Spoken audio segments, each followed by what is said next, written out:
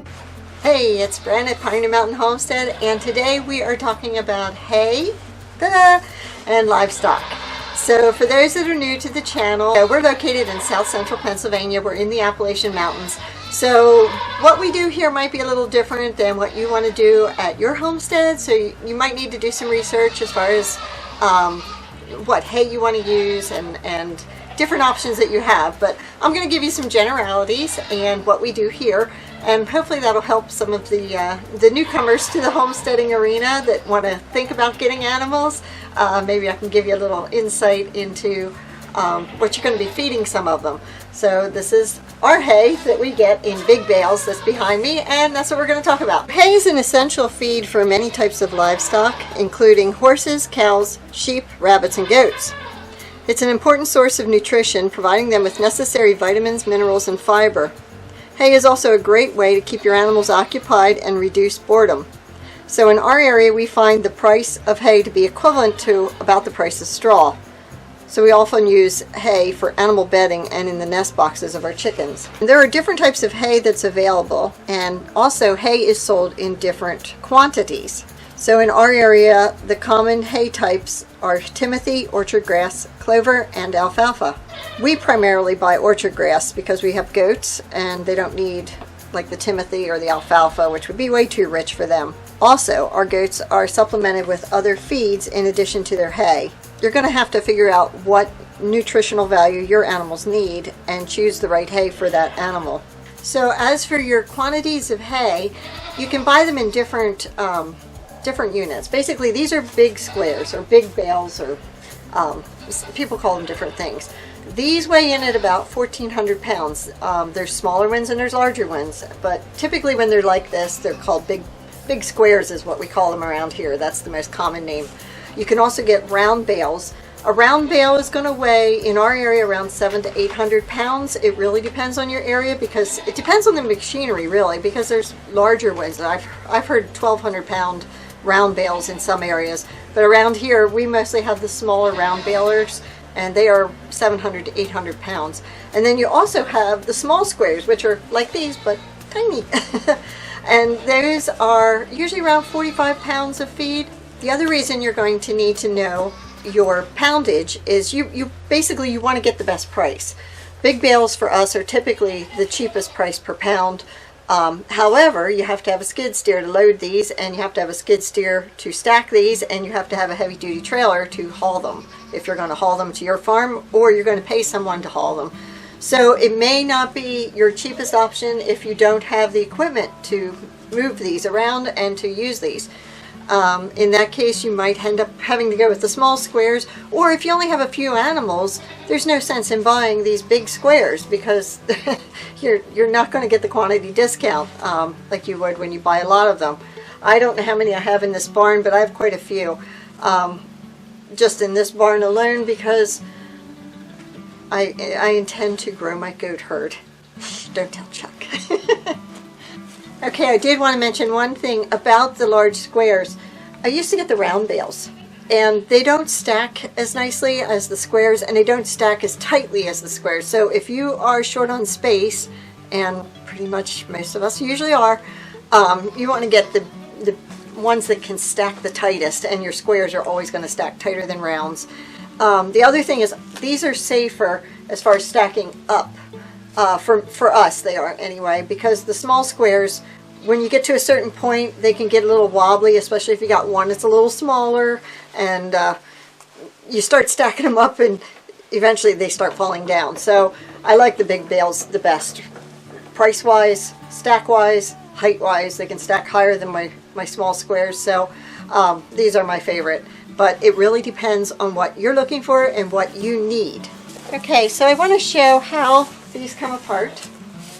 And basically, when these are made into hay, each of these little like square things are put together. They're compressed hay, and we call these flakes. I don't know if that's what every part of the country calls them or not, but anyhow, all the flakes are then stacked one on top of the other, and the machine that makes these bales then ties baling twine around them. Now on these big bales, I think there's maybe 7, I don't know, pieces of baling twine. On your small squares, you're only going to have like 2. But obviously, something that's 1,400 pounds versus something that's 45 pounds needs a little more oomph to hold it together. So that's why there's more baling twine on these. But each of these basically is a compressed bundle of hay. Of course, they're going to fall apart on me now. Let me throw that in the wheelbarrow. But yeah, it's just basically the machine compresses all the hay together. Oh, look how nice that is. Love hay. I think this is in my veins. So that's how these go together. Now, your rounds, basically what it makes is one big, long, compressed bundle of hay. Kind of like this. But it's really long. And then it basically, the machine rolls it up like a jelly roll. So that's basically how they go together. I know some people, maybe in this, new people may not realize how hay is baled, but that's basically the gist of it, and they come off in different flakes. And then because I hand feed my goats, I don't stick this in a field and let them eat off of it, because that would, it would be horrible. Goats are notorious wasters of hay, so I basically feed them just what they need, plus a little extra and a little bit for bedding. That's all I give them.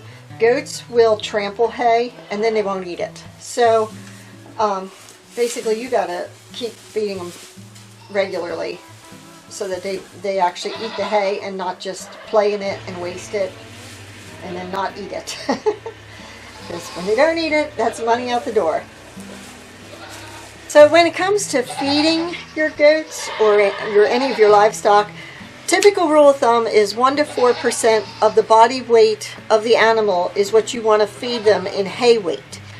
Now with goats, I err a little bit on the heavy side. Obviously the goats, they trample stuff. They won't eat trampled hay. They won't eat hay that they've pooped in. So goats waste a lot of hay, so I always err a little bit on the heavy side. Always make sure my goats have hay, really. It doesn't seem to hurt my goats. They seem to adjust really well. The only time I've ever had trouble with overeating of goats is when I bought goats from another farm. I brought them here, not realizing that they weren't getting free hay choice, and they basically overindulged and got sick from it. So it can happen, but it's usually a rare case. If they're trained that it's always there and it's always available to them, they're usually not too unhappy about it. Now the other thing is my goats also get other feedstuffs, so just the hay is not enough for them. So you got to check with your veterinarian. You got to know what breed you have. You have to know what you're dealing with. But if you get yourself a good veterinarian that likes to tell you, or that's really into farming, which I'm so lucky I do have good veterinarians, they will take the time to explain, because they don't want sick animals any more than anybody else. And really our vets around here are so busy all the time that I don't think they have a problem getting customers. So they really don't want sick animals. So yeah, check with your vet as far as what they would recommend. If I have bred does, so does that are pregnant, those will get more. If I have growing kids, they basically get all the hay they want. Usually they're still nursing off of mom, so it's kind of like supplementing some of that. So it really depends on your animals, and you just kind of have to know what you're getting into. It's hard at first. I know it's hard at first, because when I switched to goats, which I've been doing goats, probably, I don't even know. It's been decades. No, it's probably been 15 years. No, it's been longer than that. Okay, so I've been doing goats probably, well, it's over 15 years now. And when I first got into them, it's like anything else. You kind of have to learn, and you're going to kind of struggle. You're going to be upset with yourself. Everybody goes through it. It doesn't matter what you do. Things happen, and all you can do is learn from it. So, you know, don't feel so bad if you get that one goat that you really want it to live and it doesn't make it. It's sometimes not your fault. Nature does have a way of taking out the weak. If you got that goat, I'm sorry. It's just, it's hard, and it's something you have to kind of get over.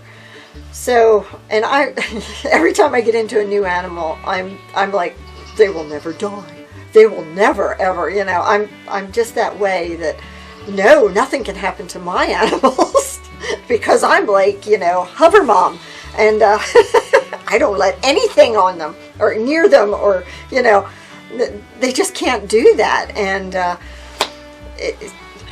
you just have to learn to live with it. They do what they want to do. Things happen. Even the best laid plans, you know, I researched before I ever got goats. I was told the best fencing is chain link fencing. Do you know that my goats figured out how to get out of chain link fencing? Go figure. And it was the most expensive stuff. I thought, you know what, I'm doing this once. They're never going to break out because it's chain link, and everybody says chain link works. Well, nobody told the goats to read the book that says chain link works, because they figured a way out. So it doesn't matter what you do. They've got creative minds, and especially goats. They've got creative minds. They're going to figure what what you don't want them to do is what they're going to do. They'll figure it out. I'm guaranteeing it. And I'm sure anybody with goats, share your funny goat stories, because I just love them to bits. But you can't control them. That's basically my take on it. So here's another tip. When you are choosing hay, you want it to be green. Now, a lot of times the outsides are bleached from the sun. But when you break it open, your inside should be nice and green and dry. No dust, no mold. You don't want to see that. In fact, I would rather throw away moldy hay than feed it to my animals, because I don't want sick animals. It's cheaper just to throw the moldy hay. If you do get some, just throw it in your compost pile and get rid of it. It's just cheaper than a vet bill, and it's cheaper than having a sick animal, and it's easier to do that. And you still get benefit, because you can compost it down, put it on your garden. Now, the thing about hay is, sometimes, at least in our area, we have a very varied weather pattern. It's often hard to get 3 good sunny days to dry the hay. So sometimes in the middle you will find a flake that has some mold on it. I just break it off and throw it in the compost pile. It's so much cheaper that way than dealing with a sick animal. But of all the bales that were in this barn, I think I only had one bale that had a little bit of mold in it. It was not much. It was really not worth worrying about. I just took that flake out and threw it in the compost pile, and we were done with it. So that does happen.